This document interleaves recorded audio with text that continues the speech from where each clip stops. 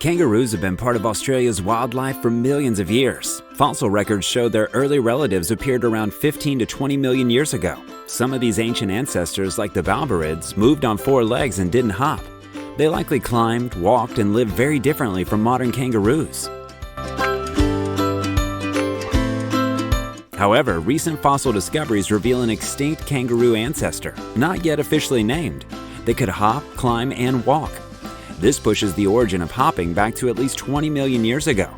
Scientists believe that as Australia's climate changed around 10 million years later, it created ideal conditions for hopping species to spread and thrive. Over time, kangaroos evolved powerful hind legs, strong tails, and an energy-efficient hopping style that makes them unique among mammals. Red kangaroos, the largest species, can stand over 2 meters tall and weigh up to 90 kilograms. Their large feet provide stability on landing, while their tail acts like a balancing rudder mid-air. Kangaroos can reach speeds up to 70 kilometers an hour, using rapid, low-energy jumps to cover vast distances quickly. Scientists consider kangaroo hopping one of the most efficient forms of movement among large mammals. How can kangaroos hop so far and so fast without tiring quickly? The answer lies in elastic energy. In physics, elastic energy is the energy stored when something stretches or compresses, like a spring. Kangaroos have long Achilles tendons in their hind legs that act like natural springs. As they hop, these tendons stretch and store energy, then release it to help lift them forward. This system makes hopping remarkably efficient and reduces the amount of work their muscles need to do. While kangaroos are famous for their hops, they're just as well known for their pouches. Only female kangaroos have pouches, which are often hard to see because the openings stay small and hidden, but can stretch wide to fit a growing joey.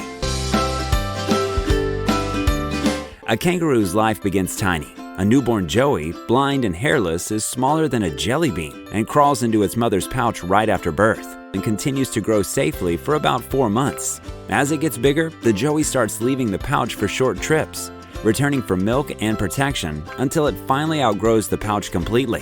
Even after leaving the pouch, young kangaroos keep nursing until they're over a year old. Remarkably, mothers can also pause the development of a new embryo until the pouch is free, a survival trick called embryonic diapause. Kangaroos like company. They live in groups called mobs, a term widely used in Australia and recognized in scientific literature. A mob usually has between 10 and 50 kangaroos, though larger groups can form where there's plenty of food and water. They stick together, share the grass, and keep an eye out for trouble. Life's just better in a mob. Males often box, balancing on their tails and delivering punches and kicks to show who's boss. When they fight, kangaroos stand upright, grab each other's necks and paw at the chest, shoulders, and head like wrestlers.